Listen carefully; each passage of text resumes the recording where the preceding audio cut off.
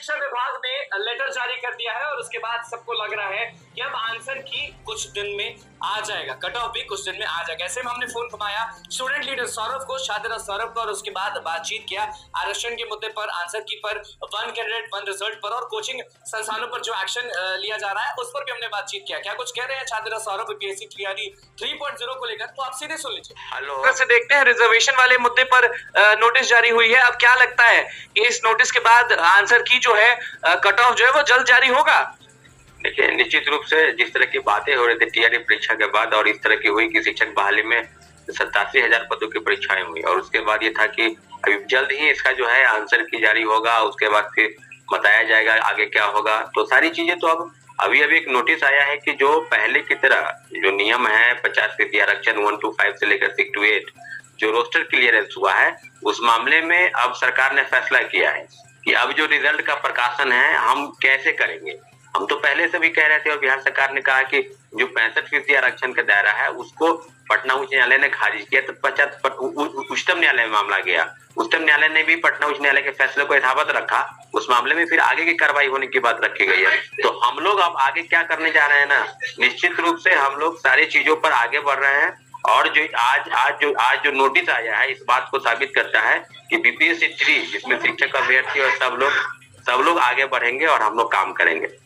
मतलब कि ये नोटिस जारी करके शिक्षा विभाग ने अच्छा स्टेप लिया है। हाँ, शिक्षा विभाग ने कहा है कि 50% के जो आरक्षण का दायरा है उसके हिसाब से 1 to 5 और 6 to 8 का रिजल्ट हम निकालने जा रहे हैं। मतलब एक हम नोटिस दे रहे हैं, रोस्टर क्लियरेंस करके विभाग बीपीएससी को भेजेगी। तो अब शिक्षा विभाग का दायित्व बनता है कि जल्द से जल्द रोस्टर क्लियरेंस हो ताकि 50% आरक्षण के तहत जो पहले की तरह मामले हैं उस पर रिजल्ट का प्रकाशन हो। तो इस मामले में इससे कट ऑफ और आंसर की जल्द जारी हो जाएगा।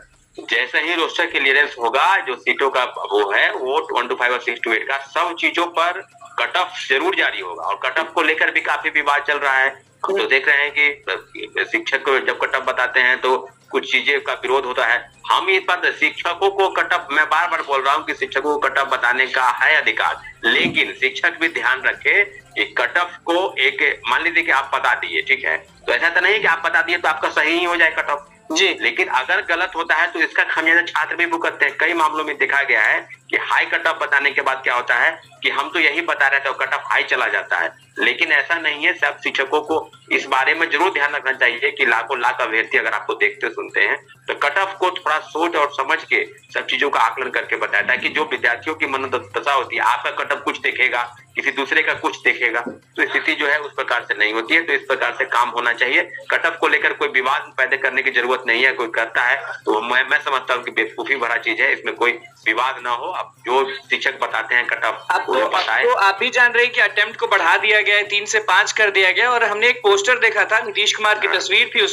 उसमें साफ लिखा हुआ था कि अगर किसी का टीआरई 4 में नहीं होता है तो वो टीआरई 5 में बैठ सकता है। यानी टीआरई 5 तक बात पहुंच गया है, लेकिन अब तक कोई ये नहीं बोल रहा है कि 1 कैंडिडेट 1 रिजल्ट होगा। टीआरई 3 में हम वादा करते हैं कि जितने भी सीट्स पे बात हुई है वो पूरे सीट्स भर दिए जाएंगे। ये कोई क्यों नहीं बोल रहा है?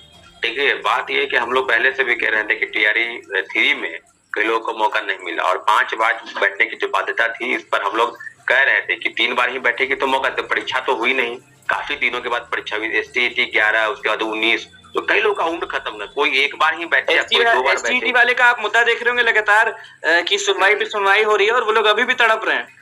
हाँ, वही हम कह रहे हैं ना कि जब मौका जब मिला ना, जब एसटीईटी की परीक्षाएं नहीं हुई, लोग पात्रता परीक्षा पास नहीं है, तो फिर कैसे वो परीक्षा में बैठेंगे। तो इसलिए हम लोग का डिमांड था जिसको बिहार सरकार ने माना है और 3 बार से बढ़ाकर उसको 5 बार किया है बैठने के लिए। तो हम लोग सब चीजों पर देख रहे हैं। सरकार की गंभीरता अगर है इस बात पर तो 1 to 1 सभी सीटों को भरने की बात होनी चाहिए। पूरा परिणाम के लिए नहीं ऐसा कि आपसे फिर हम डिमांड करें, फिर प्रोटेस्ट में जाएं, बीपीएससी का घेराव करें, जो कहते तरीके से जो लड़ने की बात है।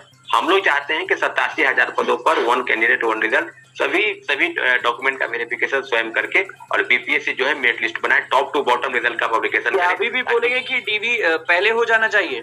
हाँ, डीवी पहले होगा तभी आप सीट भर पाएंगे। अगर आप इस तरह से देंगे शिक्षा विभाग को करने के लिए कि आप डीवी करा के आइए, तो फिर वही बात हो जाएगी, टीआरई 1 और टीआरई 2 की तरह ही मामला होगा। सीटें खाली रख दी जाएगी और वो एक का सीट बचाकर टीआरई 1 का कंपनसेट करके 2 में, 2 का सीट बचाकर 3 में।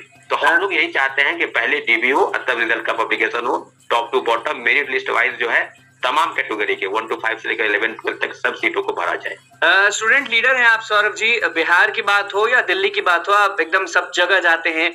दिल्ली में आप राजेंद्र नगर भी घूमे होंगे, तो उसी का मुद्दा देख लेते हैं, क्योंकि दिल्ली में जो स्थिति है वो बहुत ही अलग सी हो चुकी है। लोग जो है वो बहुत परेशान हैं। तो वैसे ही में अब पटना में भी जितने भी कोचिंग सेंटर्स है ना, वहां पे अब एसडीएम पहुंच रहे हैं, पुलिस प्रशासन पहुंच रही है, और अगर उनको थोड़ा सा भी नेगेटिव पॉइंट दिख रहा है तो कोचिंग को सील कर दिया जा रहा है। खान सर की कोचिंग को बंद कर दिया गया फिलहाल। इसको किस तरह से देख रहे हैं, मतलब कि ये सब चीज सही हो रहा है, गलत हो रहा है? देखिए, बात यह है कि जो बिल्डिंग बायलॉज है या फायर की जो रूल रेगुलेशन है या नियम के अनुसार जो कोचिंग संस्थान में होने चाहिए सुरक्षा के मानक, ये तो पहले से तय होना चाहिए। अभी हाल में दिल्ली में जो घटना घटी तब तो पूरे प्रशासन की नींद टूटी कि नहीं, हर जगह होना चाहिए, बेसमेंट में नहीं होना चाहिए, तो किस तरह से क्लासेस चल रहे हैं, ये बात तो पुलिस प्रशासन को पहले तय करना चाहिए ना। अब दिल्ली में घटना घट गई तो फिर पटना में बता रहे हैं। अब पटना में क्या पूरे देश में छापे मर रहे हैं, पुलिस प्रशासन घूम रही है। हम लोग स्पष्ट कहते हैं कि कहीं ना कहीं पुलिस प्रशासन से चूक हुई है। कोचिंग इंस्टीट्यूट चलेंगे और भेड़ बकरी की तरह स्टूडेंट को बैठाए, जो बेरोजगारी का हाल है उसमें यही स्थिति है। सिर्फ खान सर की बात नहीं है, सब जगहों पर लगभग जो लोग उसके सुरक्षा के मानक सब खिलवाड़ कर रहे हैं उनके ऊपर ठोस कार्रवाई। जब विकास देवकीर्ति सर और बड़े बड़े कोचिंग संस्थान में ताले लगे हैं तो फिर खान सर में भी ताले लगे, कोई बचेगा नहीं। लेकिन प्रशासन अगर अभी कर देगी कार्रवाई, फिर बाद में वही स्थिति आ जाएगा।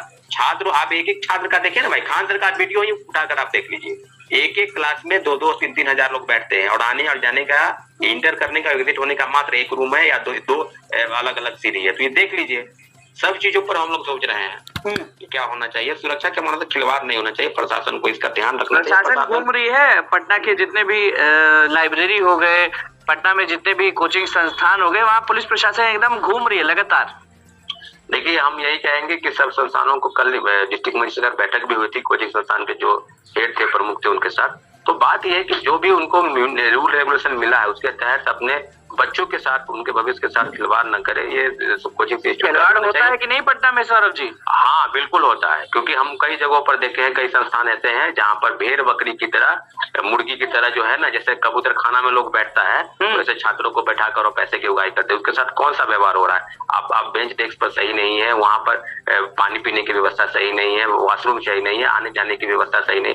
तो अगर कोई भगदड़ मचता है, भूकंप अगर आ जाएगा, भूकंप छोड़िए ना, एक छोटी सी बात अगर हो जाएगी तो मुझे लगता है कि उसमें 3 ही मरे हैं ना दिल्ली में, यहाँ 300 और 3000 भी हो सकते हैं। इसका ध्यान रखना चाहिए। इसको ध्यान में रखते हुए कोचिंग प्रशासन और पटना पुलिस प्रशासन सबको ध्यान रखना है, तभी होगा। नहीं तो ऐसे क्या होगा? कुछ नहीं है, इस तरह से व्यवस्थाएं थोड़ी बदलेगी। आज पुलिस देख रही है, कल थोड़ी देखेगी। सभी को तय करना है, छात्रों को भी और शिक्षक जो है, जो पढ़ा रहे हैं, कोचिंग चला रहे हैं, उनको भी देखना है। सिर्फ पैसे की उगाही आप नहीं करें, छात्रों के साथ आप इस तरह का चीज नहीं करें। उनको बैठने के लिए पर्याप्त जगह और निकलने और आने जाने का पर्याप्त, जो भी फी है वो तो पे कर ही रहे हैं, आपको दे ही रहे हैं, इसका भी ध्यान होना चाहिए। बिल्कुल, मतलब कि आप सीधे आप कह रहे हैं कि जो चीज हो रहा है वो सही हो रहा है, और शिक्षा विभाग ने जो निकाला है लेटर, उससे साफ हो गया कि बस कुछ दिन में आंसर की और कट ऑफ जारी हो जाएगा। ऐसा तो है, ऐसा लगता है। चलिए, बहुत बहुत धन्यवाद सौरभ जी जुड़ने के लिए। आपने सुन लिया कि छात्र का सौरभ क्या कुछ कहना था बीपीएससी टीआरई 3.0 के आंसर की को लेकर, कट ऑफ को लेकर, शिक्षा विभाग ने जो लेटर जारी किया उसको लेकर। तो आपने सुन लिया, अब देखना होगा कि कट ऑफ और आंसर की कब आता है, क्योंकि शिक्षक अभ्यर्थी बहुत बेचैन से हो चुके हैं और बहुत बेताब भी है कि जल्द से जल्द हमारा सब चीज हो जाए। और ये मुद्दा सबसे ऊपर है कि 1 कैरेट 1 रिजल्ट को लेकर, क्योंकि इस बार टीआरई 3.0 में जितने भी सीट्स हैं वो सीट्स को भरना शिक्षा विभाग और बीपीएससी आयोग का जिम्मा है। तो दोस्तों, आपने सुना छात्र नेता सौरभ ने क्या कुछ बातें बताई हैं बीपीएससी कट ऑफ को लेकर, जो नोटिस जारी किया है उसको लेकर। तो देखते हैं क्या कुछ होता है। फिलहाल इस वीडियो में इतना ही। आगे की अपडेट के लिए चैनल के माध्यम से जुड़े रहिए। धन्यवाद।